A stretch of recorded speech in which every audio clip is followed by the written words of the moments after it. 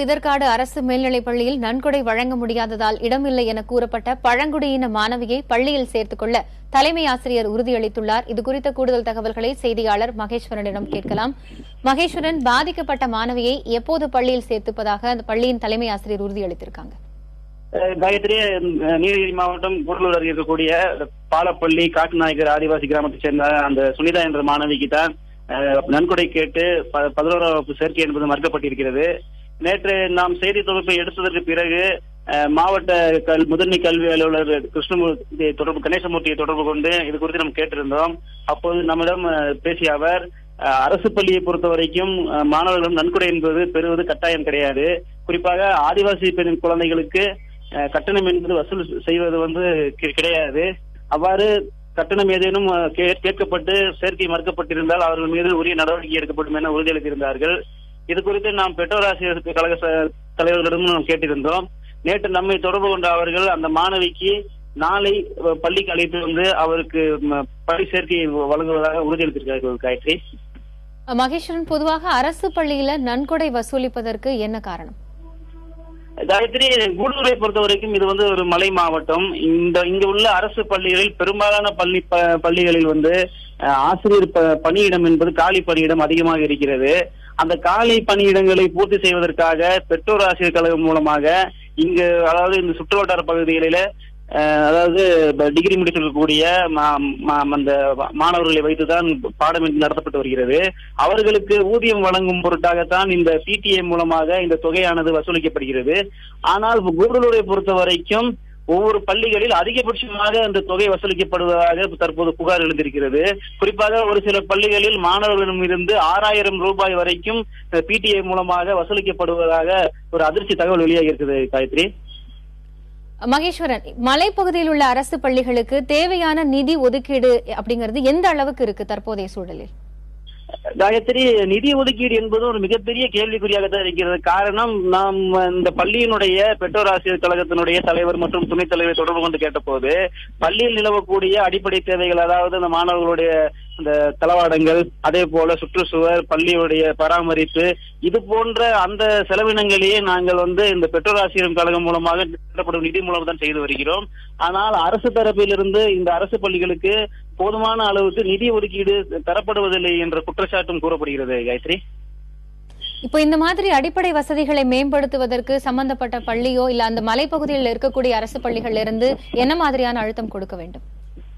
காயத்ரி, அதாவது இந்த குறிப்பாக இந்த மலை மாவட்டத்தில் இருக்கக்கூடிய அரசு பள்ளிகளை பொறுத்த வரைக்கும் இங்க மாணவர்கள் அதிகமாக அரசு பள்ளிகளில் பயில்வது என்பதே அதாவது பெரும்பாலும் மாணவர்கள் அரசு பள்ளியை நாடி செல்கிறார்கள். காரணம், இங்க இருக்கக்கூடியவர்கள் தோட்ட தொழிலாளர்களோட குழந்தைகள், அதே போல ஏழை மக்களோட குழந்தைகள் தான். இவர்களால் தனியார் பள்ளிக்கு சென்று அதிக கட்டணம் செலுத்தி கல்வியை பெறக்கூடிய ஒரு சூழல் கிடையாது. இந்த நிலையில் அவர்கள் எதிர்பார்ப்பு என்னவென்றால், அரசானது அதாவது இப்படி பிற்படுத்தப்பட்ட இது போன்ற மலை மாவட்ட பகுதியில் உள்ள அரசு பள்ளிகளுக்கு கூடுதல் நிதியை ஒதுக்கி மாணவர்களுக்கு தேவையான அந்த வசதிகளை செய்து கொடுக்க வேண்டும். அப்போதுதான் இந்த மாணவர்களை அரசு பள்ளியில் பயில்வதற்கு ஊக்குவிக்க முடியும் என மக்கள் தரப்பில் கூறப்படுகிறது. காயத்ரி,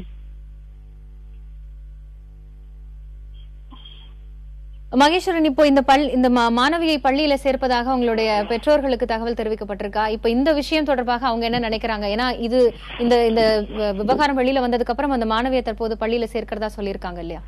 அதாவது நேற்று மாலையே பெற்றோர் ஆசிரியர் கழகத்தை சேர்ந்த அதோடைய தலைவரும் துணைத் தலைவரும் நேற்று அந்த மாணவியுடைய பெற்றோரை சந்தித்து பேசியிருக்கிறார்கள். நாளை, அதாவது இன்று அவருக்கு சேர்க்கை வழங்குவதற்கு நடவடிக்கை எடுக்கப்படும் என கூறினார்கள். அந்த பள்ளியினுடைய தலைமை ஆசிரியர் ஒரு கூட்டத்திற்கு சென்றிருப்பதால் நாளை அவர் பள்ளிக்கு வருவார். எனவே நாளை அவர் வீட்டிற்கே சென்று அந்த மாணவியை அழைத்து அந்த மாணவிக்கு நாளையே 11ஆம் வகுப்பு சேர்க்கையை கொடுப்பதற்கான உறுதியை அவர்கள் அளித்திருக்கிறார்கள். அதாவது பெற்றோர்களிடமே அந்த உறுதி அளித்திருக்கிறார்கள். காயத்ரி, இணைப்பில் இருங்க, நம்ம தொடர்ந்து பேசலாம். தற்போது ஆதிவாசி நலச்சங்கத்தை சேர்ந்த பிந்து இணைப்பில் இருக்காங்க, அவங்க கிட்ட பேசலாம். வணக்கம். வணக்கம் மேடம். வணக்கம் மேடம். இப்போ இந்த பாதிக்கப்பட்ட, அதாவது கூடலூர்ல இருக்கக்கூடிய ஒரு அரசு மேல்நிலை பள்ளியில அங்க அந்த மாணவி பள்ளியில சேர்க்கறதுக்கு நன்கொடை கேட்டதாகவும் அது இப்போது அந்த பள்ளி மாணவியை சேர்த்துக் கொள்வதாகவும் அந்த பள்ளியினுடைய தலைமை ஆசிரியர் சொல்லியிருக்காங்க. பொதுவா இந்த விவகாரம் குறித்து உங்களுடைய கருத்து என்ன? இல்ல, என்னன்னு சொன்னா, இனிமே நீங்க கொஞ்சம் முன்னாடி அந்த நியூஸ நான் கேட்கும்போது என்ன சொன்னா, நிறைய இந்த நம்ம பழங்குடியின மக்களுக்கு அந்த நிதி ஒதுக்கீடு கம்மியா தான் இருக்கு. அப்ப அதையும் வந்து கொஞ்சம் நல்ல நிதி ஒதுக்கீடு வந்துட்டு கொஞ்சம் ஜாஸ்தி பண்ணிட்டு +2 வரைக்காச்சு எங்களோட குழந்தைங்களோட கையில இருந்து இந்த பணத்தை வந்துட்டு கேட்கும் போதுதான் கொஞ்சம் கஷ்டமா இருக்கு. அப்ப அதையும் வந்துட்டு கேட்காம அவங்களுக்கு +2 வரைக்கும் ஃப்ரீயா படிக்கிற மாதிரி ஒரு ஹெல்ப் வந்துட்டு கவர்மெண்ட்ல இருந்து செஞ்சு கொடுத்தா கொஞ்சம் நல்லா இருக்கும்னு நான் கேட்டுக்கிறேன். இது பொதுவா ஆதிவாசி வகுப்பை சேர்ந்த மாணவர்கள் படிப்பதற்கு அந்த அரசு பள்ளியில வந்து நன்கொடை கேட்பது அப்படிங்கிறது தேவையில்லாத ஒரு விஷயம். அந்த மாணவர்களுக்கு இலவச கல்வி வழங்க வேண்டும் என்பது இருக்கிறது. நீங்க உங்களோட தரப்புல இருந்து இது விஷயமா முன்னர் காலத்துல இந்த மாதிரியாவது யார்கிட்டயாவது அதிகாரிகள்ட்ட முறையிட்டு இருக்கீங்களா? அதுக்கு என்ன பதில் கிடைச்சிருக்கு? ஐயோ, இதுக்கு முன்னாடி இது வரைக்கும் யாருக்கிட்டயும் அது அந்த மாதிரி ஒரு இது கேட்கல. இதான் ஃபர்ஸ்ட் டைம் நான் என்னோட அனுபவத்துல நான் ஃபர்ஸ்ட் டைமா இது பண்ணிட்டு இருக்கேன். ஆனா என்ன சொல்றதுன்னு தெரியல மேடம். இல்ல, ஒட்டுமொத்தமாவே அந்த மலைப்பகுதியில் இருக்கக்கூடிய அரசு மேல்நிலை பள்ளிகள்ல அரசு பள்ளிகள்ல வந்து போதிய அளவுக்கு அந்த அடிப்படை கட்டமைப்பு வசதிகள் இல்ல அப்படின்னு சொல்றீங்களா? ஆமா, அடிப்படை நிறைய வந்துட்டு இப்போ யூனிஃபார்ம் ஆகட்டும், புக் ஆகட்டும், அந்த மாதிரி விஷயம் எல்லாம் நல்ல ஹெல்ப்ல வந்துட்டு பண்ணிட்டு இருக்காங்க. ஆனா இந்த காசு விஷயமா வரும்போது எங்களோட மக்கள் வந்துட்டு ரொம்ப கஷ்டப்படுறாங்க. இந்த காசு விஷயத்துல இருந்து கொஞ்சம் அவங்களுக்கு விடுதலை கிடைச்ச இன்னும் முன்னுக்கு வந்துட்டு போறதுக்கு கொஞ்சம் வாய்ப்பா இருக்கும். நன்றி மேடம், இணைப்புல வந்து உங்களோட கருத்துக்களை பகிர்ந்து கொண்டமைக்கு.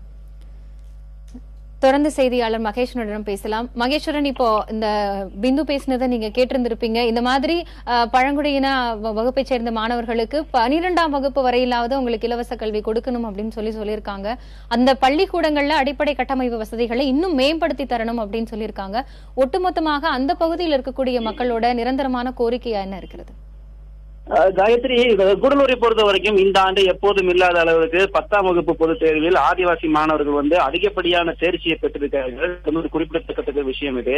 அதாவது அரசு வந்து இந்த ஆதிவாசி மாணவர்கள் கல்வி பெற வேண்டும், வாழ்க்கையில் முன்னேற்றம் ஏற்பட வேண்டும் என பல்வேறு சலுகைகள் அவர்கள் செய்து கொண்டு வருகிறது. அதன் அடிப்படையில் தான் இந்த ஆண்டு எதிர்பார்த்த அளவை விட இந்த ஆண்டு ஆதிவாசி மாணவர்கள் வந்து 10ஆம் வகுப்பு தேர்வில் தேர்ச்சி பெற்று 11ஆம் வகுப்புக்கு சேர இருக்கிறார்கள். குறிப்பாக ஒரு ஆதிவாசி பள்ளியில் 100% தேர்ச்சியை பெற்றதை கூட நம்மளால் பார்க்க முடிந்தது.